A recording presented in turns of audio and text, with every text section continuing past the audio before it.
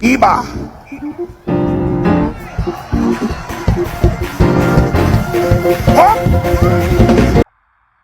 It's important to understand that the Yoruba with the letter L or Lamad in Hebrew will literally be Yoruba Bel.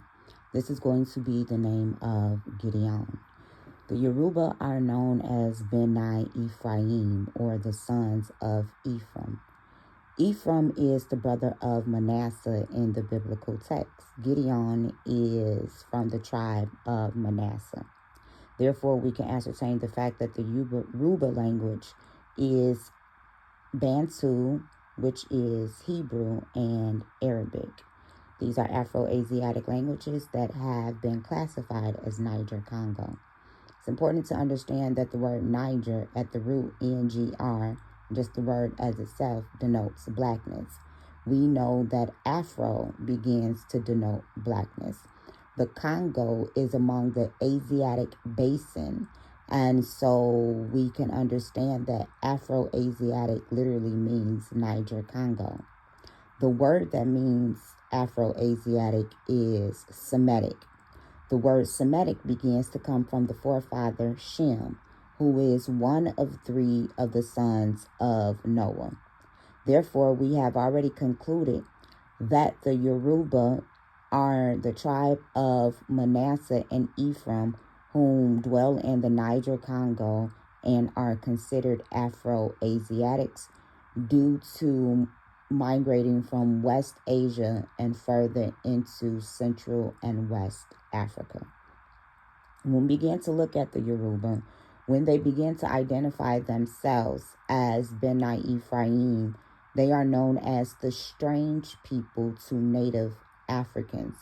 This would be the root gar, meaning foreigner or stranger, sojourner. And this is what we were called in Egypt.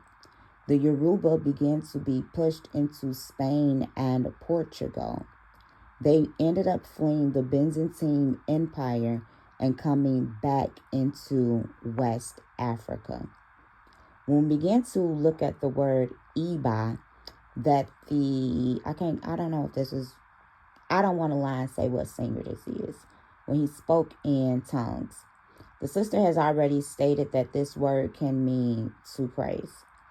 Now, when we begin to look at Iba in Yoruba, this is a reverence or obedience.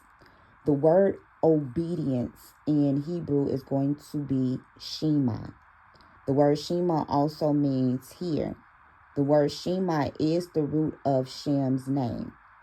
Deuteronomy 6:4 begins to say, Shema Israel, Adonai Echad, Adonai Eloheinu. Obey Israel to one God. The obedience or submission to one deity by definition is Islam. When we begin to see Yeshu, or who the world likes to call Jesus Christ, begin to say that the way to the kingdom is to worship the Father only, this was him quoting the Shema. This was him saying Iba, meaning to reverence or to obey. In Arabic, the word Iba would mean pride or self-esteem. Let this heart be in you, bless you, baby, which is also in Yahusha. In the Bible, the heart, Joachim, and the mind are considered to be synonymous. When we begin to look at the definition of El, it said El is Ahaya, El is love.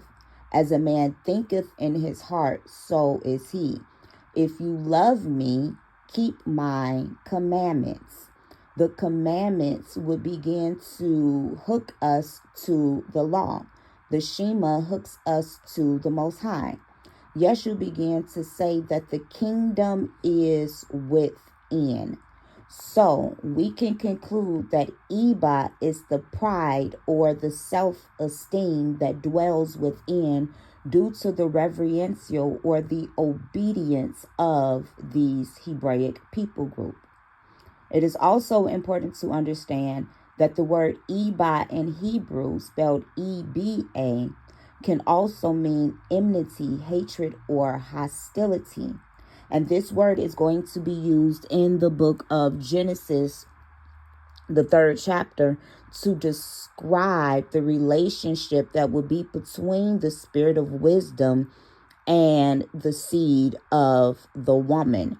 Therefore, an interpreter of tongues should be present due to the fact that Hebrew, Arabic, Aramaic, and Bantu languages, the words can have multiple meanings.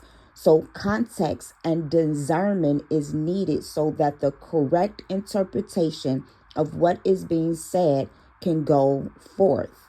Now, we only have a small clip at what this minister was saying on a praise break, but it seems as if he was praying for obedience and praying from reverence versus giving a warning of enmity and a discerning of hostility. And this is how we begin to link the Central and West African Islamic hoodoo, which literally means praise, to give thanks in Hebrew. Hoodoo in Arabic begins to mean a guide, a boundary, a limit. When we begin to see the word hoodoo in Central and West African Bantu languages, it means spirit work. And we know that we are free by the spirit that worketh on the inside of us. And the spirit that worketh is going to be the spirit of wisdom that dwells on us and in us, which we begin to call the Holy Spirit. And in the Near East, the Holy Spirit, holy, is Qadesh. Qadesh is the name of the mother goddess that is venerated and looked at as the intermediary between mankind and the Father. This is wisdom and her children. So when we begin to even look at the Voodoo, this is going to be called the good religion in Persia, combining what we call Islam in the biblical narrative with the SLM, the Shin, the Lamad, and the Mem, when Yeshua began to say Labadi Salama in Aramaic, he began to say be doers of peace. The word Muslim or Muslim in the Bible means perfect. So when we begin to combine this Islamic Ebionite 1st century Christianity in congruency with hoodoo or the praise system and Vadin in Persian, which means good religion of the good God in Genesis 1, then we begin to have the ancient pre-exilic, meaning pre-slavery, pre-exile. And the exile began in the time of Moses in Egypt. So before Yahweh began to enter into the Hebraic text, the Israelites always began to go to the mother in order to contact the Father. Line up on line, precept on precept, Iba, which is to Shema Israel. Obey one God and one God only. Food for thought.